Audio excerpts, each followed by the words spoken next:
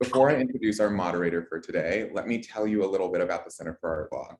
We are a Brooklyn-based nonprofit research and education nonprofit, and we are dedicated to offering resources and programming to advance the vibrant arts community, arts and law. I don't hear anything. Through our website, newsletter, and events, we share information and keep our audience updated on art law-related news, programs, cases, publications, and a lot more. We also hold events such as ours today to connect artists and art professionals together to guide them in certain areas of law. I would encourage you to take a look at our website, subscribe to our newsletter, and consider becoming a premium member to access recordings and materials of our past events. So we have a few upcoming events.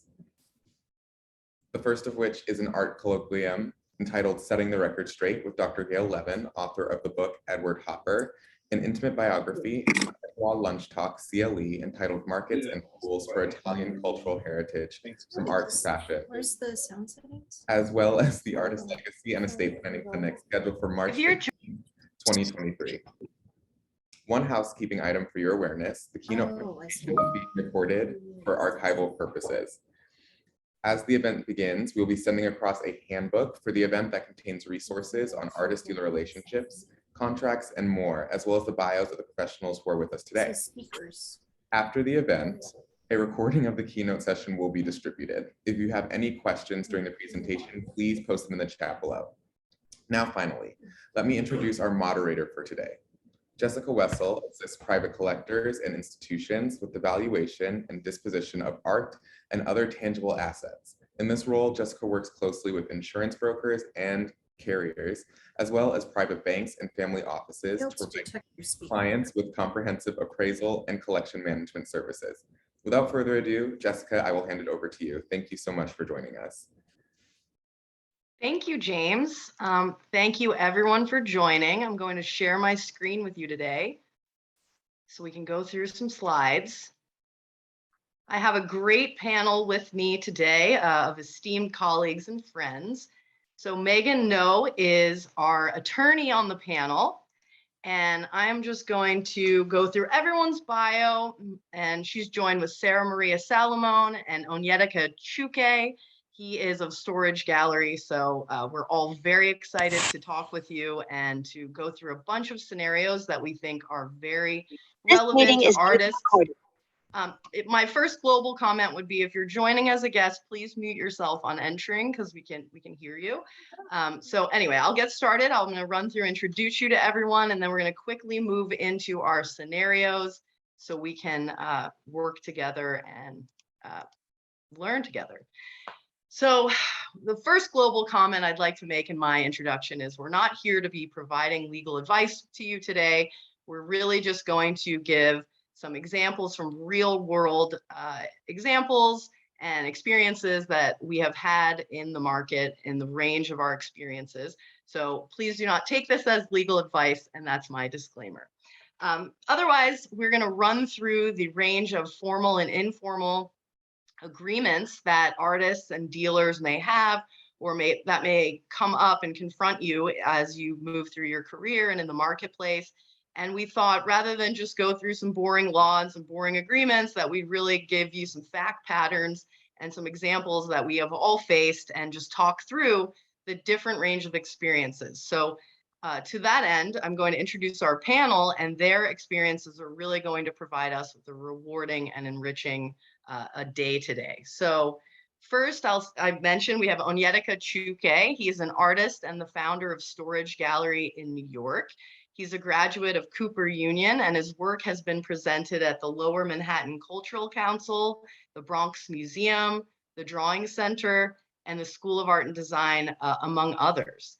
In 2020, following his participation in various protests for equality, Chuke was motivated to create the Storage Gallery as an artistic community based really in the form of a protest. So it is focusing on underrepresented artists, women artists, and really giving them an opportunity to shine in the community. So in his role, he really works directly with artists, and he is an artist. So he is going to offer us the perspective of what he would think, what some of his junior emerging artists would think. And I think that will be really rewarding. So Onyedika Chuke, thank you very much for joining us. Do you want to add anything to my little bio? No? Okay, then we're moving on to Sara. So Sara is one of my dear friends, and she is of Mrs. Gallery. She co-founded that with her husband, Tyler. And I've been out to Maspeth, Queens, as you should. It's a train to a bus, but you got to do it. They have great shows. We have some pictures today in the slides from shows I've attended. And she represents and works with really renowned artists like Elizabeth Atterbury, Chris Bosia, Amari Douglan, and Robert Zender, which everyone is loving recently. So Sara brings experience to us as an artist and a dealer. She works with artists that are spanning from emerging to mid-career to really experienced and hot artists like Genesis Belanger. Like, she's amazing. So she really has a lot of experience that she'll talk to us as what she would do in these scenarios.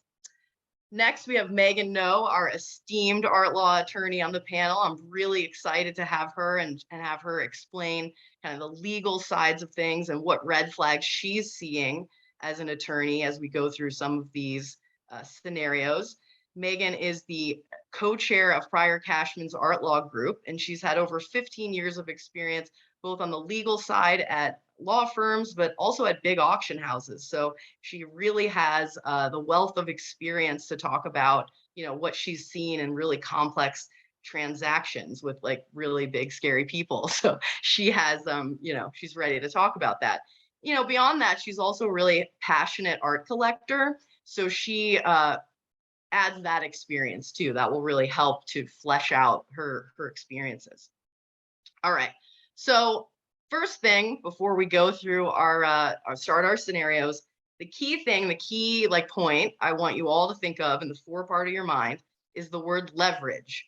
And the Merriam-Webster dictionary defines leverage as power or effectiveness. So as we go through these scenarios, you have to think, who has more power? Who has more leverage? Because you will see that the power and leverage dictates like the terms and how hard you can push in different scenarios. So keep in your mind the word leverage as we go through these scenarios. All right. Scenario one, I'm going to read it out loud because, why not?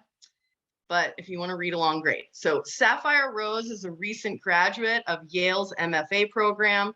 She's approached by Bowery Gallery, an artist-run space, and they really want to present a work of hers in the group summer show. The gallery said that they would pick up the piece at the artist studio on May 15th. On the pickup day, a guy with a van shows up and the artist gives him that painting. There's nothing to sign and there's no acknowledgement that the painting was actually received by the gallery. There's no agreement between the artist and the dealer other than the emails back and forth. So take a moment. If you're artists on here, you've participated in that. That's a very, regular scenario. So I'm going to kick it off with Onyedika. So Onyedika, if you were Sapphire and you were asked to be in this group show with one piece and some guy showed up at your address of your studio to pick up a painting, what would you do? How would you handle this? What would be your approach? Well, I'll love to imagine that there was some level of conversation, hopefully studio visit, hopefully, at least an email or phone call leading up to this. I would have at some point asked for a consignment agreement, right? Acknowledging insurance value of the work, acknowledging which also insurance value for the value of the work at retail price, not just the material cost. The material cost is very different from the retail price. Material cost a piece of paper, $5, right? Or retail, maybe $5,000. So yes, I think a consignment slip, which also marks, so first is retail value, second, not in this order, of importance, but also how long would the gallery have the work, right? So when is the consignment beginning? When is it ending? Who's doing pickup? Who's doing drop off? Anything could be in that agreement, even down to marketing and speak, how we talk about the work. But at this point, it's a little bit too late. They're literally at the doorstep. So we may just need to hold back a little bit, just say, you know what, we're not doing this right now. Can we reschedule? We need to talk to a couple of people and just get back to you. Okay, now are those terms you would normally send back and forth in an email, or do you have a form of consignment agreement that you like to use? As an artist, there was always a consignment agreement that came from the institutions. I never worked with galleries. It was important to, not to be involved commercially. It was a mandate I put on my studio for about a decade. So it always came from institutions. So I'll look it over and just, make sure things make sense. In that case, and I kind of look at contracts to this day, even as a gallerist, as a call for conversation. So even now, if an artist looked at a consignment agreement that we send out, they didn't ask any questions, I'll think something is wrong. They are supposed to be looked over, and there should be some level of markup, of that document. So so we'll normally, as an artist, I would have received it from this institution, right? They'll look over some adjustments, send it back to them. We'll go back and forth. If it was something that was more on the complex side, and you have the money, then find a lawyer to look it over, or someone that has dealt with this sort of agreements before, and just mark it up a few times and just go back and forth until it's right. But normally email is best. I think text messages are somewhat binding, but emails make a lot more sense. I agree. I don't like to do business over text message. And I even got an email from someone today, and in their signature it said, "Please do not send business communications through text message," in the signature. So I might actually start doing that. But thank you. So Sara, moving over to you. So I know that you have group shows all the time. I've been to them. I've loved and enjoyed them. So let's say you're the gallery here, your Bowery Gallery. What are you doing? Well, excuse me. Thanks for having me, Jess. I'm very glad to be a part of this first. As Bowery Gallery, we have things in order already at this point. Not only is there a form that you're going to receive as the artist upon the collection of your artwork that says that the work has then been collected and it is now in the possession of our gallery, Bowery Gallery. But also, as we've already mentioned, a consignment agreement has already been emailed directly to the artist studio. If anything has needed to be adjusted, those adjustments have been made, and that is generally taken care of by our gallery's registrar, who is in charge of everything coming in, everything going out, and making sure that all of those items are categorized, entered properly into our inventory system, and that they are tracked throughout that process. Great. So, Megan, now let's default to not an artist that has everything in order. We're not having a Sara that has everything in order. It's literally this scenario, and the artist comes to you. How are they protected? Sure. So to Onyedika's point, and Onyedika and Sara both did a great job of talking about sort of what best practices would look like and fleshing out some of the issues that would be of concern. But to Onyedika's point about if none of that was done and all you've got are emails or text messages, the good news is that in certain states, including New York, which is obviously a significant art market state, there are laws on the books that are designed specifically to protect artist consigners. So here in New York, we have the New York Arts and Cultural Affairs Law, which again specifically applies to the situation where an artist is creating work that they themselves have created, not if they're consigning a work that someone else made. Under that body of law, the gallery has to treat the artwork itself, as well as the proceeds of sale of the artwork, as trust property, which means that a fiduciary duty is being imposed on the gallery. It's a special relationship under the law, a relationship of trust and confidence, and the gallery has to, undertake certain duties in responsibility to the artist. So basically, the gallery can't F around with the property or the proceeds. They can't encumber title to the property. They can't pass title to the property. They can't purport to take title to the property until the artist has been paid in full. So that's the basic protection, that the artist isn't going to somehow lose this artwork by virtue of having transferred it into the gallery's possession. And assuming that the artwork actually arrives at the gallery the way that it's supposed to be, a lot of things are going to be presumed in that relationship. The consignment relationship is going to be assumed, and the artist will be entitled to their proceeds. But a lot of things could go wrong on the way. The work could get lost, it could get damaged. In the absence of any documentation, we don't know who's responsible for ensuring the work, or to Onyedika's point, at what level, right? And sometimes galleries will only insure half of the retail value, and then in the event of loss or damage, they'll pay that entire amount to the artist and they get nothing. Other times they're insuring the work, and this is more standard, for full retail value and then splitting the proceeds of a claim the same way they would have split the proceeds of the actual sale.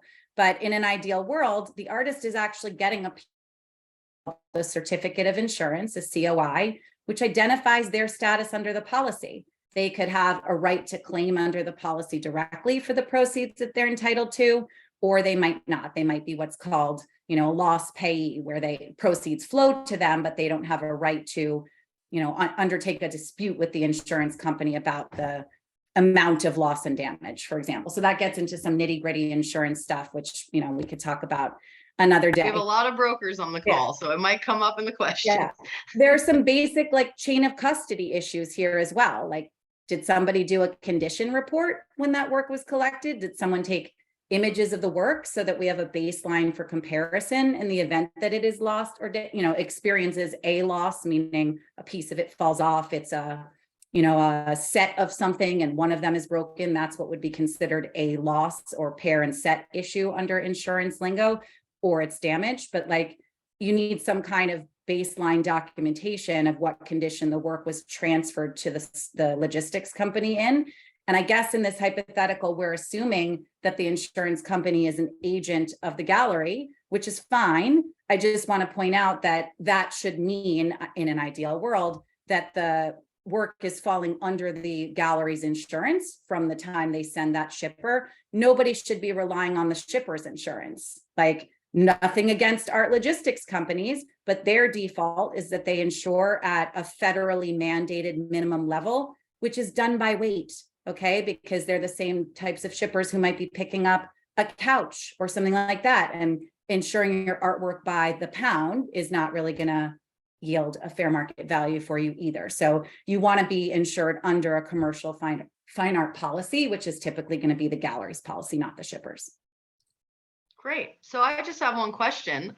In terms of holding the proceeds of sale, so let's say we get it there, there's no consignment agreement, and then the artist isn't getting her money. Yeah. Is there anything under that law?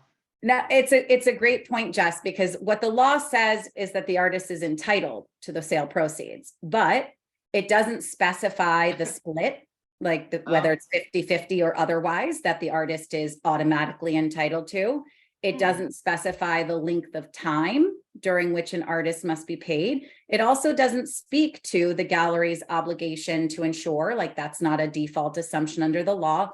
And it doesn't set a maximum consignment term or anything like that. So in the absence of some kind of understanding, whether that's through email or a contract, that work is going there. And there can be a dispute about how long the gallery gets the opportunity to try to sell it and how long they get to sort of have a float from the artist's portion of the proceeds before paying it over to them. Wow, that's interesting. It's a protection provision, but doesn't really have that much teeth in it. So you have to have an agreement or some kind of email agreement. Interesting. All right, well, I'm going to hold everyone in the audience's questions till the end so we can zip through the different scenarios. But please keep any questions you have about this, just write them down and we'll go through them at the end. So our next scenario, now, I love this because this is actually at Mrs. Gallery. That is Rose Nestler at her solo show, one of her works to the side. I love Rose's work so much. So let's pretend that Rose Nestler is Sapphire. After a year of success in group shows, Sapphire is approached by Gentleman Gallery for a solo show in September, the coveted spot of the New York fall art season. The director of Gentleman also won 6 to 8 paintings and 4 works on paper for the show and 2 pieces for the Armory presentation. So it's really a hot, coveted spot. The gallery gives a pickup date of August 15th, and Sapphire agrees to the show. But as time goes on, they're trying to do studio visits. They can't get in touch with her. She just disappears. So, again, who has the leverage here as we go through this? and let's talk about it. As we say on TikTok, let's get into it. So Onyedika, if you were Sapphire and you were making this body of work for like, big gallery, what would you tell her? What would you tell Sapphire? Like if you were in her shoes and you understood her, what would you do? Would you try to get her to make the work? Would you tell her to contact the gallery? Yeah, I mean, definitely. I mean, it's a very sticky situation. I would love to imagine that there has been some level of communication throughout the process of agreeing to the exhibition, sketch process, studio visits. We're super involved with artists and would love to imagine that most galleries are. So there's a way to prevent a lot of this stuff here. It seems like likelihood the show would be pushed back, if the artists still want to work with this gallery. But what happens quite often is like a big opportunity probably popped up for this artist and they might have moved on and you may never see them again. And yeah, so let's unpack that, because you said in our prep call, artists can slip out of things sometimes, which I really like. And this could be a scenario where maybe another gallery that's cooler and better, or more worldwide wanted the work. Yeah, right? It sounds like probably that cold feet sometimes for artists would mean like, hey, there's a better game in town. And I think I'll just, jump ship for that. So I think it's a very sticky thing because, with all the contracts in the world, one does not want to go to court with an artist. One does not necessarily want to, get a lawyer involved because they're looked down upon, because galleries are supposed to be this kind of impenetrable like entity that has a amount of dollars that could just take these kind of losses, but we kind of know that that's not the truth about many, especially contemporary galleries working in primary market, because you're working on the margin every single time. And, there's overhead, there's 50% split, which still does not really make sense depending on what part of town you're in and how much you're paying the marketing and staff. But, I digress. So here we are, spend X amount of dollars, studio visits, paying for materials, artist studio, whatever. This person jumped ship. I personally, since I'm also an artist, I would probably be a little bit tougher about it because I think it's an asshole move. But most galleries may not, and I think, and it is something about the arts community where we do have to be accountable in general. Maybe, so, but I mean, I've seen this happen to so many galleries. They end up calling other artists up, like, all of a sudden there's a slot that popped up, but I think also, so what we're starting to do at the gallery too is having some level of like paper trail, where the agreements is made towards solo exhibitions, and also where we're very detailed about what we are providing for the artists so they kind of see it. Because, from, the grass is always green on the other side, right? So we look at galleries as this tall white walls and really sexy marketing.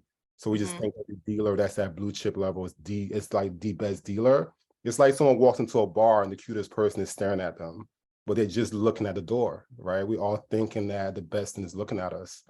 But but in all reality, it may not be the right gallery. So us at a certain level may need to say to the artist, hey, these are things we're providing. This is how we're preparing for your debut exhibition or your one person, whatever. Right. These are the reasons why it's very important, to kind of do this exhibition. Maybe then they will not slip out. But in the case of the slip out, either you push the exhibition, hope they'll talk to you again, refer back to the paper trail stating like these are the things that we've done to ensure that you have the best solo exhibition. Maybe there's contingencies upon the works that were consigned, to be shown in a year's time, 2 years time, where the artist would sort of be liable to return the fees, whatever funds were spent on their project. And if artists saw that, they may not, want to slip out so easily because there'll be some level of legal recourse. But I think it depends, man. I've seen this. This is a classic. I'm sure there's some artists in the audience like, yeah, I did that. Right. Well, we wanted this to be real world, so yeah. Half of them just like, yeah, sorry, son. It's nothing. I just had to slip. But I don't want to talk too long about it. I think it's an odd one, but I think that's a great perspective. So now to flip it on Sara, I hope this has never happened to you, but let's say Rose was naughty last year and she didn't get the work to you, or she just went away with her husband and you never heard from her again. What do you do to prevent this or work on this? What do you do? We have not encountered this particular scenario, thankfully, but I do understand when sometimes things don't work out. If Rose, for instance, was at this point 2 months before we were supposed, or 1 month before we were supposed to ship or pick up, we would definitely be having a very serious conversation about how we can either get things on track very quickly or postpone. And you know, it's really important for us as dealers to be in the studio of our artists regularly so that we are checking in on them and we are having a conversation fully about what their capability is, what their timeline is, what other commitments they have coming up, so that there's a real understanding about what their schedule is going to be versus what the gallery's needs are, and vice versa. And so a base level of trust has to be there, but also, you know, you have deadlines that you need to adhere to, and these opportunities for these artists. I have seen artists back out of shows when a bigger gallery comes along, not personally, but the artist then gives the gallery that they have unfortunately they've had to cancel with many months of time to catch up and find something that could be a great replacement. But yeah, if you don't know what's going on a month ahead of ship date, it could be a real big problem, and ultimately it could really ruin the relationship in the end. So it's important to make sure that you're in touch with the people that you're working with regularly. Okay, so it sounds like Sara has a check-in method. She's keeping close to her contacts. Onyedika understands both sides of it.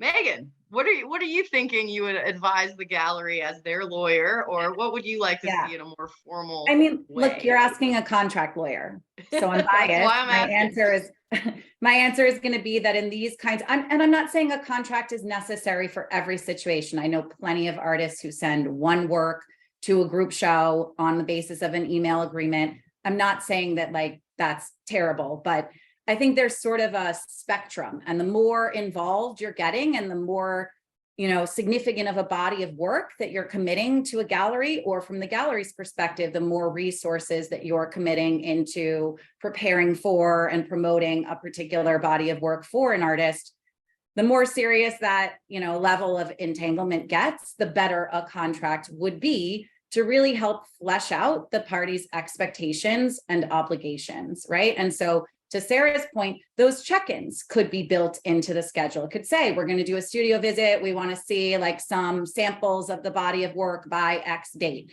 To Onyedika's point, all of the expenses that the gallery is investing in the show, whether that's doing work in the physical space or paying for certain kinds of advertising coverage, or maybe they got started with a catalog publication, right? Those expenses could be documented in the contract. And, you know, whether you want to consider a liquidated damages type clause or just hashing out like what would be a kill fee, a penalty amount to pay on the part of the artist if they pull out after a certain date, that could be outlined in a contract as well. It's not common, but if a gallery has cause for concern or an artist isn't certain what their level of commitment is, that might be an interesting thing to explore, because there are real, you know, expenditures. In the absence of that kind of a, you know, enumerated set of expenses that if you back out of the show, you're going to have to pay us this. What is going to happen here if the artist and the gallery can't come to an agreement about postponement or reimbursement is that the gallery is going to be in a position to sue the artist for damages, right? There's out-of-pocket costs, there's lost opportunity costs, and there were projected profits in the form of the gallery's commissions that they expected to retain on those sales, right? And so then the gallery is going to have to go to court and prove that that's the amount by which they were damaged by the artist's non-performance. Nobody likes to go to court. I actually hate going to court. I don't go to court. And, you know, it's a really ugly, messy thing when an artist and a gallery are fighting in public. So, you know, I really liked some of the solutions that Onyedika mentioned about the artist reimbursing costs, or there are other arrangements that are possible or conceivable where you know, in the situation where the artist was scooped by a bigger gallery, and so they have this body of work and it's ready, but they don't want to show it with you, they want to show it with this other gallery, then maybe you can work out something where, you know, the other gallery is not going to reduce their commission to sell this work, but maybe the artist shares a portion of the artist's proceeds with you, the gallery that expended resources and funds investing in helping produce this body of work. I saw also a comment in the chat about what if the, you know, Gallery A, who's now been scooped by Gallery B, what if Gallery A paid a portion of the production costs? Well, interestingly, we just had, not exactly these facts, but there was a lawsuit in New York earlier this year involving a prominent gallery and an artist whose production costs had been paid by the gallery in advance, and the two eventually parted ways. The answer under that New York Artists' Cultural Affairs Law statute that I cited before is that even where a gallery has advanced production costs, they're not really getting an ownership or a title interest in the works themselves. But if a gallery advanced production costs, it's a debt, like any other debt that the artist has to pay. And sometimes the artist will suggest paying that back in the form of artworks, or sometimes a gallery and an artist can develop a payment plan, right? So there are a lot of creative, business-oriented solutions to pursue here rather than running to court. The basic idea is that if there's a contract in place, there will be much more clarity about who was supposed to do what, and that can help frame the solution. Oh, my internet froze. All right, I'm having a little internet issue, so if I freeze, just give me a moment. So that was all very wonderful. I think we've learned both some legal ways we can handle this that are more formal, but really just some practical ways. Keep in touch with people, make the costs clear, what you're at, how you're adding value, what you're doing, and it'll make it better because you really don't want to go to court. Not a good look. Okay, so is everybody with me? Yeah, okay. So I wanted to talk about this. I added this kind of at the last minute and our panelists loved it. So I was happy about that. Because look, this third scenario is something we're hearing in the newspaper. We got Pamela Council. My friend Zach Landesberg had a big Statue of Liberty thing that's heavy. And so I thought, let's talk about this. So this is our third scenario about a public commission. So last year I saw these doors by Sam Moyer, Doors for Doris, at the entrance to Central Park, right at the Plaza Hotel. And these things were like thousands of pounds, right? And we know that Sam Moyer is like really well represented and like expensive artist and great, but you know, there's after effects that you have to think about as an artist. So we wanted to go through this a little bit as the panel. So a mid-career artist named Petunia Clark makes large-scale installations, kind of like what you're seeing on the screen. And she's approached by the New York Public Art Commission to do, just like Sam did here, an installation at the entrance to Central Park. And the artist thinks, wow, this is great. I'm going to get lots of publicity. All these tourists walk by here. It's great. But the like 2-page contract that the artist gets is scant. The artist has to pay for shipment. They make all the fabrication costs, everything, and then you get $5,000 in publicity. So if you are, everyone's smiling because they're like, okay. So my first question, I'm just posing it to the whole panel. I'll let you jump out there. You know, you hear this, you think it's great, but then we read about like Pamela Council's fountain, right? Tell me what you're thinking. I'm probably frozen. I mean, I'm gonna take this one for a second. We get a number of these requests for proposals for our artists monthly, and some of them are really wonderful and well-funded, public, known, reputable organizations, and some of them are not, and they all have really do truly, I believe, have good intentions of trying to make art happen in a public sector. Unfortunately, having artwork in a public sector available to all means that there's a lot of red tape and a lot of money is going to go into making sure that the insurances are there, that not just for the artwork itself, but for the safety of the public. And so these contracts can be very, very long. And I do believe no matter what someone says, that you deserve a artist fee, regardless of what project it is, regardless of how much money you're going to get in publicity, because that's not a real tangible thing. You need to actually make sure that there is a stated amount in the contract saying that you as the artist will get X amount of money for having your work on display. And that does not mean that the work has to be produced. This can be a already produced sculpture that is going to be on view. So a budget needs to also be put in place for not just if you are doing production, but for transportation as well. And so these large budgets that sometimes you can get in these requests for proposals very quickly get diminished to almost nothing. And you realize that it's just not going to be a great opportunity, especially if you're the artist trying to pay for shipping. I don't think that should be your responsibility. I really think that should be between the gallery that you work with, and if you do not have a gallery, the organization that is asking you and contracting you to be working on this event. And then, like, we're going back to Pamela Council, that instance was there was no gallery in place, and funding for storage was exorbitant, and so a plan needs to be in place, or that needs to be in the contract, or your gallery has to have a plan for you and the budget to then cover what that's going to be long term if that work is unsellable. If that work is sellable, that's a whole nother set of things you need to get into as well. But really be very careful about these scenarios, and if you have to, check in with somebody that has done this before. If you're friends with Sam Moyer, please call them, their studio, and see if they can help you out. But oftentimes the heart is there that people really do want to make this a opportunity for everyone, public and artist, side by side. But just make sure that it's not going to end up being more trouble than it's worth, because it often can go south pretty quickly.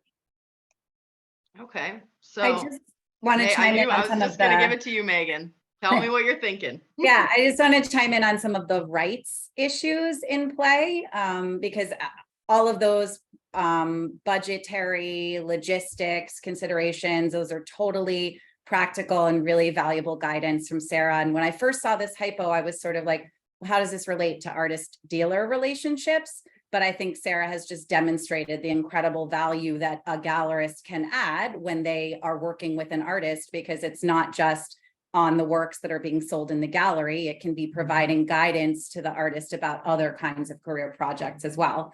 But thinking about the pure legal rights at issue in this kind of contract, there's a couple different things that come up. The first of them, that at least one of the first things I look at when my artists have this kind of contract, is the copyright ownership scheme. Because if you're being commissioned to create a work, a question arises about, well, is this a work made for hire? Is this organization that's paying me to create something around a particular theme in a particular location that they plan on using as part of their brand association? Are they expecting to own the copyright in this work? And that's not generally something that I like for my artists to do. There can be exceptions and there can be a credit back scheme. But generally speaking, I want my artists to retain copyright. And that means that typically they'd be giving a license to the organization that's commissioning this work, so that the organization can use images of the work for certain things, to promote their arts program, to promote the event itself in public programming, education, etc., assuming it's a nonprofit that has a mission that the artist believes in, which might be one of the reasons that the artist is willing to do it in the first place, right? Those are all totally standard, permissible uses that would be within the scope of an ordinary license granted by an artist in this situation. Where it starts to get funky is maybe it's a nonprofit, not a nonprofit, and maybe they want to start making merchandise, tote bags, postcards, t-shirts, something like that, that feature the images of the work. And then we'd want to start getting into more information. The artist should know how many of those things are being made? What are they being sold for? Is there a real revenue interest here that maybe I should be charging a royalty in relation to those uses? So that's copyright stuff. The other thing that comes up, and this sort of circles back to the issue around storage and installation and de-installation of the work, artists have moral rights in this country, pretty limited compared to European countries, but in the United States, we have the Federal Visual Artists' Rights Act, which protects two basic things for an artist: attribution, the right to be credited in relation to their work. So back to that copyright aspect of the contract for a moment, the artist might confirm that the organization always intends to credit them. They might even specify a credit line, right? And then the other right that artists have under the Federal Visual Artists' Rights Act is with respect to integrity. So a protected work can't be destroyed or mutilated in a way that's prejudicial to the artist's reputation. And in some cases, a project organizer who's commissioning this kind of work will ask the artist to preemptively upfront waive their vera integrity right. They might ask the artist to sign something that says, I acknowledge that this installation isn't intended to be permanent, and after deinstallation, it's going to be disposed of, or it might be damaged during deinstallation. And, I'm not here to tell people what to do, but when you're being asked as an artist to waive your right, you should think about that. And you should think, to Sarah's point about, is there a different plan that can be put in place here? Can I provide a manual, guidance? Can we agree on what professional logistics folks or handlers are going to be used to deinstall this? Where is it going after, so that it doesn't have to be disposed of and destroyed, right? And there's a business component to that, as Sarah mentioned, in thinking about, okay, does my gallery have a placement for this after this deinstallation, or is someone willing to store this for me? So those are the key legal rights, but they always interplay with business issues. Yeah. Yep. Yeah. So I think. All right, Onyedika, do you have anything to add about this? Definitely. I think Sarah and Megan really touched on a lot of really great points. And for myself, as an artist, I've been on the other side of this for so long, because most of the projects I've done have been open call projects. And that $5,000 fee is so standard. Sometimes it's $2,500, right? Or you'll top out Not at enough. or 10 grand. And you're seeing this all across, the board, as far as what artists are being asked to produce. And for me, I've always thought that it was interesting that when artists are writing a proposal for a project, the institution then approves it, also knowing that 5K cannot cover this, right? Because most artists may not be savvy as far as how much, because they're usually scaling up, right? That's why they need the open call, test the grounds, right? Allow the career to advance and the practice to expand out. So they're scaling up, but on the side of the institution, they've seen these projects already.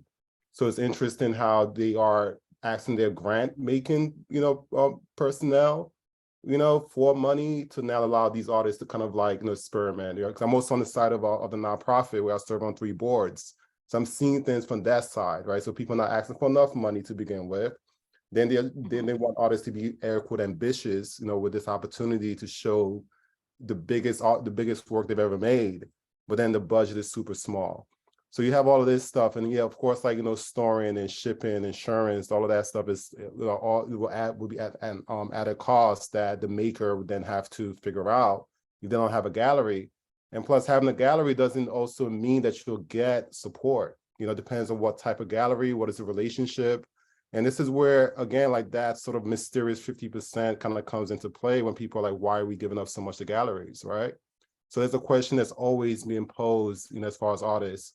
And depending on who the gallery is or the gallerist or the experience with handling that kind of contract, knowing what a vera law is, right? Knowing how long it may take to make a project. Do they have other artists in their roster? Have they themselves worked on either part of this set of entities, to see their way through making projects for institutions or for a private body? So that's one of the questions I think artists should ask themselves as they're selecting people to work with. Because oftentimes too, you may have people, but they may not be versed, in handling a contract like that. And I think, and one thing I've seen in the past with doing projects, that whenever I see $5,000 as a budget, I often think on the other side of things about construction budget. There might be other avenues of attaining funds from the institution side that a savvy, reader of a contract or budget list can ask for. Is there money that could be allotted from the other side of the institution that goes towards construction?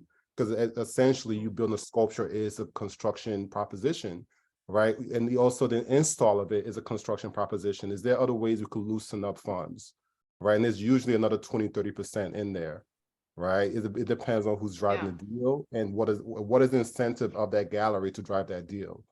And I often, as we talk about leverage, as we create relationships, we allow each other to win, in particular aspects. So leverage could become something that we as a team would build with an artist, right? That we become incentivized to look and read between the lines to find ways to make things easier. Because otherwise, at $5K, that's like maybe a used car, if you may, but then, and it's probably not going to run that well. Or maybe it's like 2 months of rent for your home or your studio or whatever it is, like you can't really do much with it. But on the resource side, if you resource each other through your relationship, you can then also now be incentivized to look between the lines and just really see ways to make that, possible. And chances are, you probably need to talk to that curator, a little sideways sometimes, or, whoever's the director, and just say, hey, we know there's more there, how can we do a little bit better, what's being offered. Yeah, everyone, that's really great points, things to think about. The leverage, I think, going back to that is key. And then Onyedika, you set me up for our fourth scenario about joining a gallery and what, why, what can you get from it, and what are they doing behind that white tower that you said. So fourth scenario, a self-taught artist named Amani Cruz has exploded in popularity overnight after being featured in the Whitney Museum front room, like Salman Tour was. For years, the artist has been selling work from his studio and via Instagram. He's not represented by any galleries. He has his own invoice form and he sends them out to his collectors, keeps his own inventory and archives, really doing it all. But you want to get big. You want to have the big show at the big gallery, and you're considering that. So a big gallery reached out to him and wanted to offer worldwide exclusive representation, but really it was just a handshake. They didn't lay out all the various terms that our panelists talked about today of expectations and protections. It was like, hey, let's do a big show. Do you want to come work with us?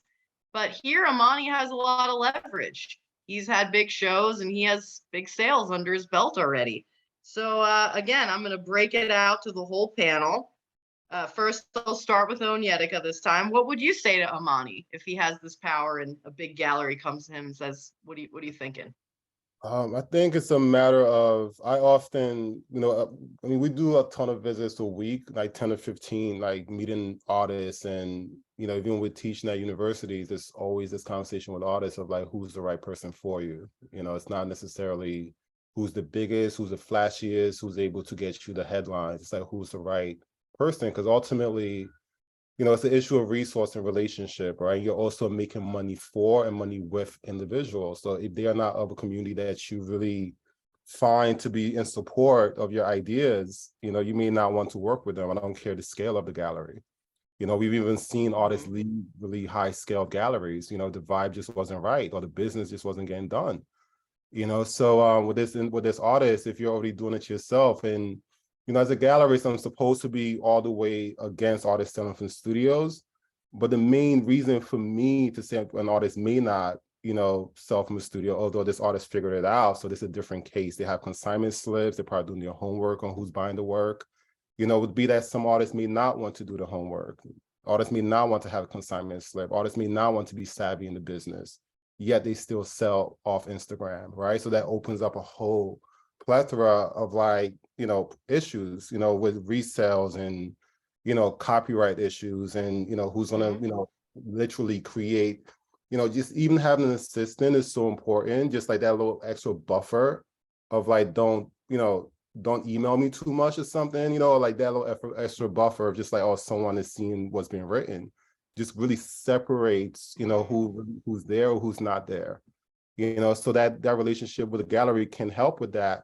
But if Amani is like really savvy, as it seems like this person is, they may, be able to continue doing this, but they have to hire a studio manager, right? And start and continue to create almost like a commercial entity between that thing that's already commercial with it, which is the Artist LLC studio, right? So they can sort of like keep going that route if they have the time for it, the business acumen for it, if they're willing to learn what galleries know in order to continue.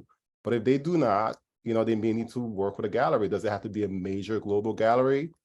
Maybe, maybe not. In some cases, I've seen people scale up and the work gets shelved, right? So because now this major gallery has 30 or 40 people on the roster, and they are basically taking care of whoever is senior or whoever is hottest at the moment. That this artist that might have been at the Whitney, and there's an artist we're working with now that's elder, had a Whitney exhibition, and not really known anymore, right? So there's so many things that we think are supposed to be the holy grail of like business making within the art world, but it's really based on personnel, right? So, so that's a great point. Yeah, and then the handshake offer, I would say, probably if Armani is used to contracts, ask for a contract. Ask for contracts. I'm not doing it without a contract. So this is the way I do business. You loved me when you saw me, keep on, let's keep doing things the way we started. Chances are this, or like take a piece on consignment, see what happens. At least you see the language that I like to transact in, and they say no. Guess what? You leverage that gallery to another gallery, right? And they're always working against each other, and you'll be fine at some point. But need to create a certain set, set of non-negotiables, for every studio. I think it's necessary. And if you got it, keep going, but keep learning because the business is shifting on a daily basis. All right, I'm going to give Megan and Sarah 3 minutes because I want to leave 5 minutes for questions because I know we're going to have robust questions. I'm going to pointedly ask both of you, what do you think about handshake representation? I know what Megan's answer is. Let's hear from Sarah first. You're on mute, Sarah. Sorry, I hit the button and it didn't go. We do know what Megan's going to say, and what I'm going to say is going to be very, very aligned with what Megan has to say. We started representing artists in 2020, and at that point, we did not have a lawyer present in our arsenal of tools that we use as a gallery. And at that point, we knew that we were going to need contracts, and so we contacted someone. And to this day, now we have, very formal contracts with our artists. We give it to everyone, and essentially, well, everyone we represent, not everyone that we work with, I should clarify. But essentially, it really is a document that protects the artist more than the dealer. And it's so that if we do need to separate ourselves down the line, there is an exit strategy that's already put into place in that contract. And also there's many different kinds of representation. Amani claims to have gotten exclusive worldwide representation without a number of gallery shows. That doesn't seem very typical. Usually you kind of start at a smaller gallery, go to a mid-sized gallery, maybe you skip the mid-sized gallery and you go straight to the big blue chip or near blue chip gallery. But there are a number of conversations and a number of relationships that build throughout this. Amani sounds, like he's gotten the Whitney Museum, but he also hasn't, from his CV that was very brief here, it doesn't show that he necessarily would be given the representation by a blue chip gallery at this point in his career. Maybe a nice mid-tier gallery would be great, and you could have exclusive representation on the East Coast, leaving the West Coast and Europe and China and everywhere else open for other opportunities. And so I think that it's important to kind of understand that there are different ways that you can be involved with a gallery. It doesn't necessarily need to be represented at all. It can be very beneficial to you if it's the right relationship. It can be very beneficial to the gallery as well if it is the right relationship. But if it's not the right relationship, you know, it's okay to have that contract in place and then like very quietly be like, okay, we've decided that we're not going to work together. And hopefully you fulfilled both sides of those things and you can just equitably move along and not have to find anybody in court. But that's the like worst case scenario. But when it comes to a handshake offer, Okay, so I do like to follow it up with a contract. okay, so Megan, I'm going to turn it over to you. Let's say you're talking to either an artist or a gallery and they're saying they would like a written representation agreement. Briefly give me some points on either side. Like, what are some Sure. points an artist would want and what are some Yeah. points a gallery would want?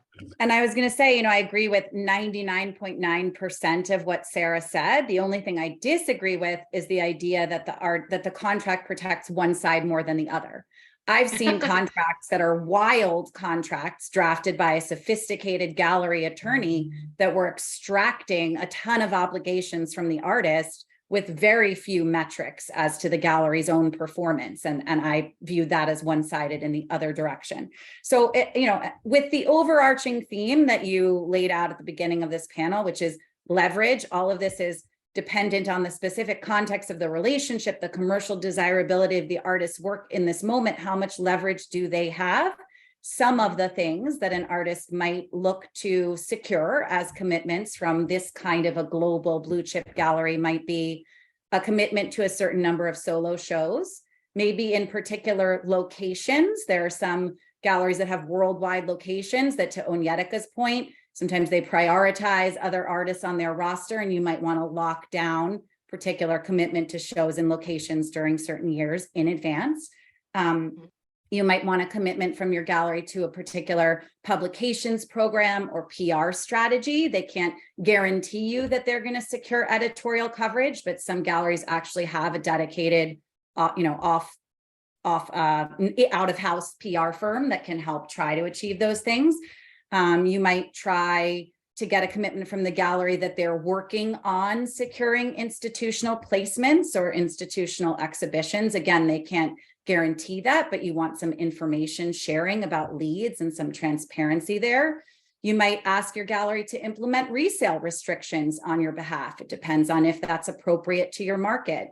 You might ask them to share a portion of their secondary market commissions. You certainly want clarity around pricing and how much they can discount to who. Some artists ask to have some kind of consultation right in respect of who the work is placed with. Certainly you want all of the insurance and logistics bells and whistles we've talked about earlier in the panel. Sometimes if you're an artist like Titus Kafar, you might ask Gagosian to support some kind of philanthropic initiative that you have, like being involved with Next Haven. So it's really, you know, the sky is the limit, and it depends on who you are and what you want. From the gallery's perspective, things that the gallery might be looking for in terms of commitments, as you noted in the way this hypothetical is structured, exclusivity can be really beneficial to a gallery. It's not appropriate for every artist. And I actually work with a former mega gallery, an ex-mega gallery person who is now an advisor, sort of manager, consigliere to artists, who really strongly believes that exclusivity is never really necessary. But so that's a conversation. And if you're agreeing to exclusivity as an artist, you should be considering whether there are carve-outs to that for pre-existing relationships or for charitable donations that you might make or gifts to your family. A gallery might also look for a commitment to a certain level of inventory, right? Like if we're going to invest this in you, we need at least X number of works for you. We need to know that you're going to have work ready for our Armory Fair booth, and we want to do a solo presentation, and you need to commit to that on that timing. They might also ask an artist to participate in cultivation events and be available for studio visits or special top client dinners or things like that. Certainly, most galleries in the context of this representation agreement are going to ask for certain reps and warranties from the artist. And this is standard and fair in the industry for a gallery to ask an artist to give them the assurance that the works that the artist is consigning are owned by the artist, and no one else is going to show up and say, hey, gallery, you can't sell that because it's mine. That's a fair commitment to ask for. Similarly, the gallery will want the artist to say, and this is particularly relevant if the artist has an appropriation-based practice, they'll want the artist to say that they own all the intellectual property in the work, that it's not infringing any intellectual property of any third party. And a smart gallery is also going to ask the artist to indemnify them on those issues. Indemnify is a big legal word for those. We can do another panel on that. Okay, yeah, for artists in the audience who may not be familiar with that term, what it basically means, if an artist is indemnifying a gallery in relation to their representations and warranties, it means that if somebody sues the gallery, shows up and says, hey, Sarah, you weren't supposed to be showing this Rose Nestler work because it's actually a copy of my work, Rose would have to step up to the plate and pay Sarah's or Mrs. Gallery's defense costs in defending that claim. And that, you know, that's a reasonable expectation of the gallery to think that the artist is going to stand behind their work in that way. So those are just some of the highlights. Obviously, these are infinitely negotiable. They're infinite permutations. Yeah. Well, I think we covered really a range of a lot of issues. I think we're out of time, but I'm willing to stay on for a little longer. I think I looked through all the chat questions, and I think Megan was really diligent in answering some of them in the chat. And then I think we went over a bunch of them like as we were talking. So if anyone has any more last minute questions, pop it into the chat. Otherwise, we're all available via email. You can email me, Jessica Wessel. I'm up with Gurr Johns. And, you know, really thank you very much for the panel and from everybody providing such rich and rewarding content for us today. Thank you, Jess. It's been such a pleasure to talk with everyone. Yep. All right, thank you. And we look forward to more events with the Center for Art Law. I'm gonna exit out my screen here. All right. I think that's it. I don't know if we have any more questions, but I guess in closing, my last point would be, let's do an insurance panel, because at Gurr Johns, some of the stuff that we do loss and value appraisals when work is damaged. So we see a lot of art that's damaged. And I know I've had a lot of insurance broker friends that were on the call today, people that are claims professionals, people that are underwriters that value the art they don't value it, but they like work with the carrier to make the protections under the policy. So I think we could have a really rich, rewarding discussion about things artists should know about the insurance market, and then even for collectors, claims that can come up on your artwork. And Vera and indemnification could be a whole other panel. And I would say my last thing in closing, and again, I'm going to preface this, I'm not giving you legal advice. I don't think any artist should be indemnifying a gallery. So if someone asks you to do that, get a little nervous, because you're the small guy most of the time. So I would be a little nervous about that. So that's just my little non-legal advice to you as an artist. Thank you so much Okay. once again. We really appreciate this. And we hope to be in touch. To all of you still here, we will be sending across a recording of the session as well as the handouts. And just a reminder, we would love to hear your feedback and to know what you would like us to cover next. So Jess covered it really well, and we have tons of topics for 2023. But thank you so much once again, and to all of the speakers and to Jess for moderating. We can't tell you how informative this was. We've already received a lot of good feedback. So thank you again. Great. Thank you, everyone. Have a good day. Thank you all. Thank you again.